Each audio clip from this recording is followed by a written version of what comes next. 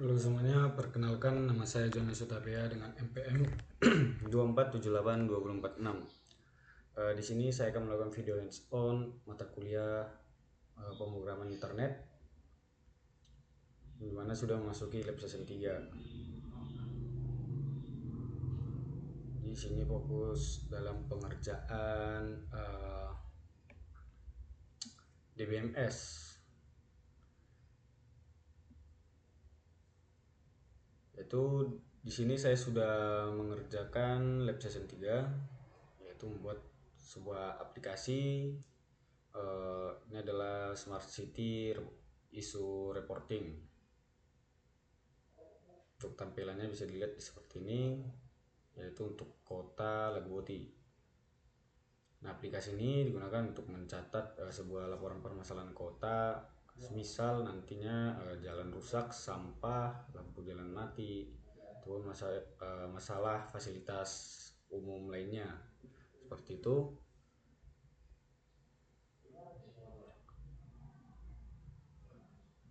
Nah, pada tahap ini itu masih cukup sederhana karena kita tidak menggunakan yang namanya fitur login. Jadi di sini semua user dapat melakukan laporan uh, bebas seperti itu.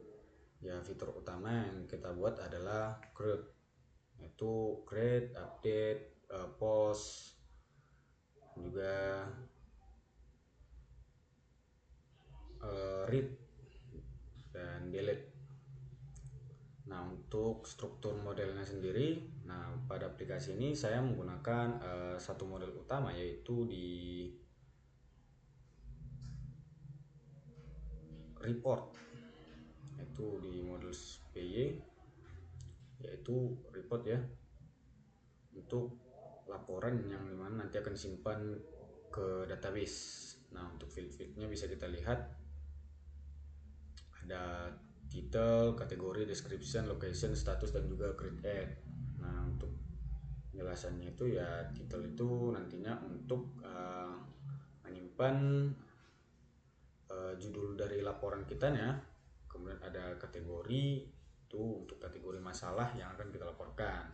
Kemudian ada description untuk deskripsi masalah. Kemudian location itu untuk lokasi dari permasalahan, lokasi dari tempat masalahnya.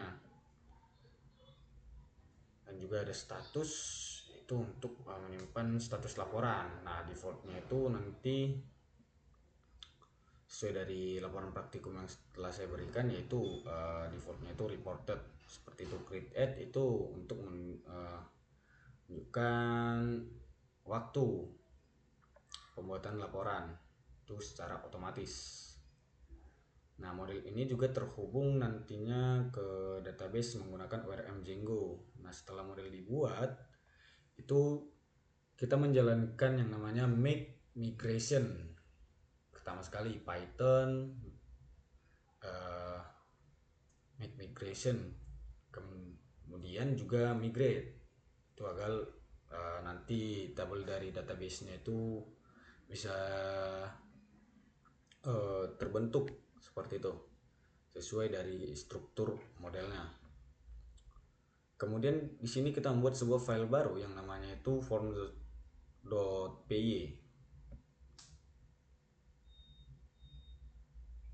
Ini untuk fitur input datanya. Kita menggunakan model form.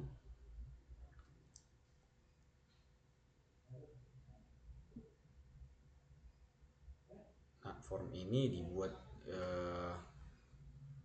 dari model report. Jadi nanti field seperti title, kategori, dan yang lain itu dapat langsung digunakan di form HTML. Dengan model form ini, proses validasi dan juga penyimpanan data itu akan jauh lebih gampang, lebih mudah seperti itu. Nah, untuk diffuse.py ini adalah fungsi-fungsinya.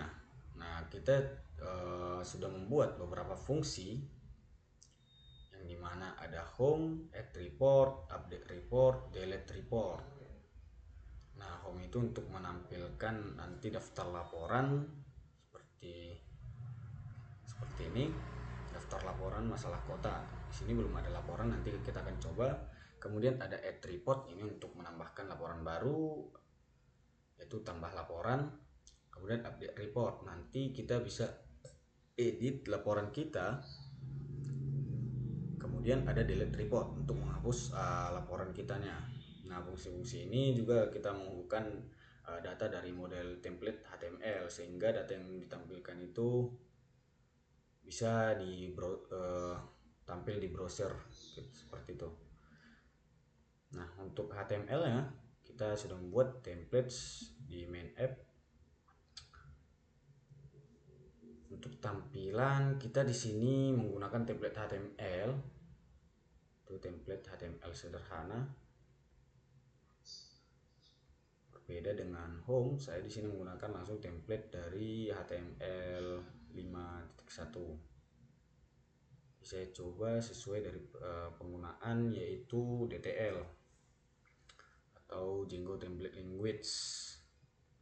Nah, DTL ini itu untuk menampilkan data backend untuk halaman webnya. Contohnya bisa kita lihat di sini. Ada CSRF token seperti itu. Kemudian ada update,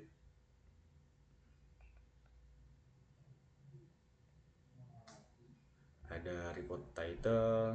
Nah, ini untuk menampilkan judul laporan.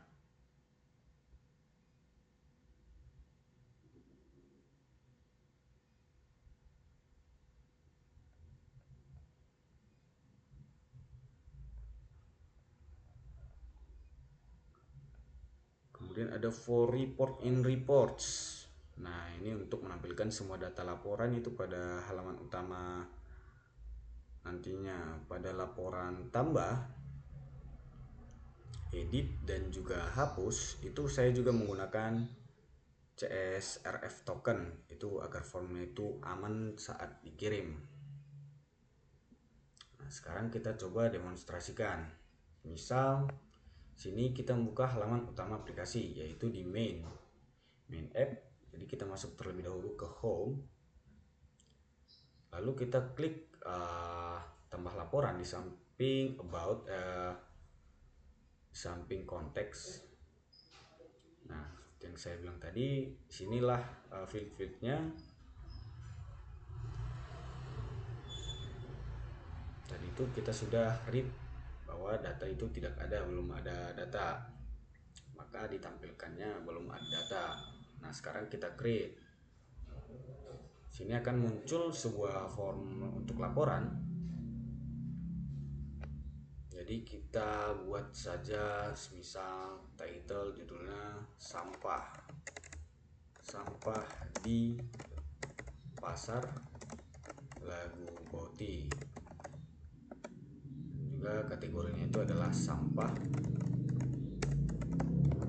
Kemudian untuk descriptionnya, sini kita buat sampah di depan pasar Lagu Boti cukup banyak. Untuk lokasinya depan pasar Lagu Boti. Kemudian kita simpan.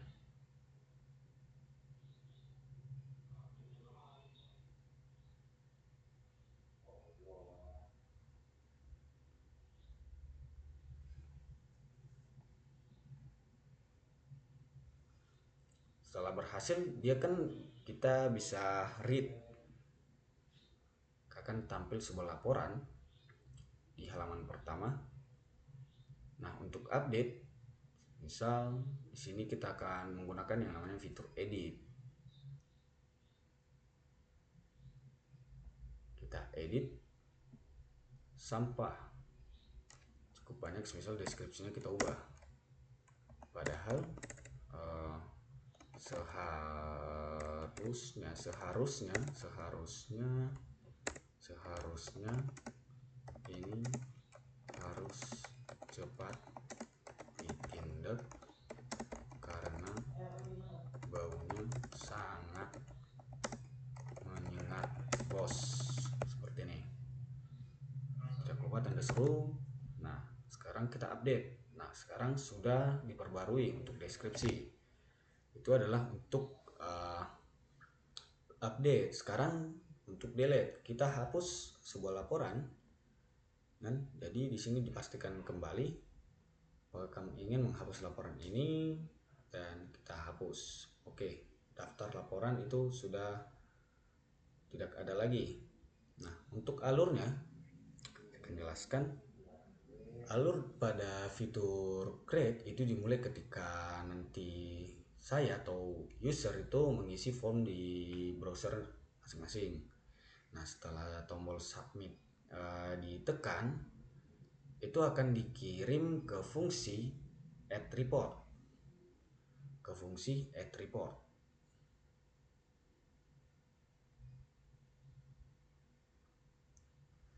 Lalu di views.py ini kita menggunakan metode post.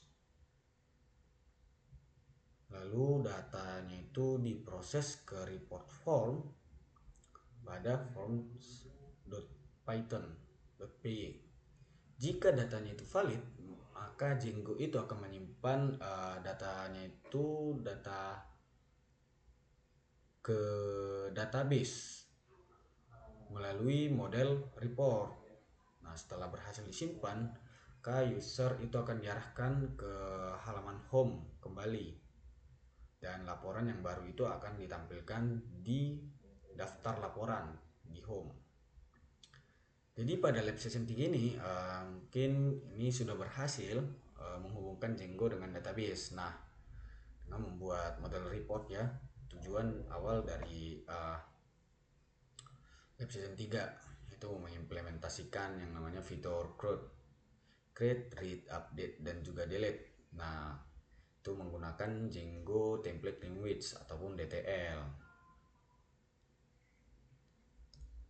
Jadi untuk lab session 3 ini mungkin cukup untuk video penjelasan ataupun hands on. Jika ada kesalahan dalam pengerjaan ataupun struktur, saya mohon maaf. Saya akhiri, sekian dan terima kasih.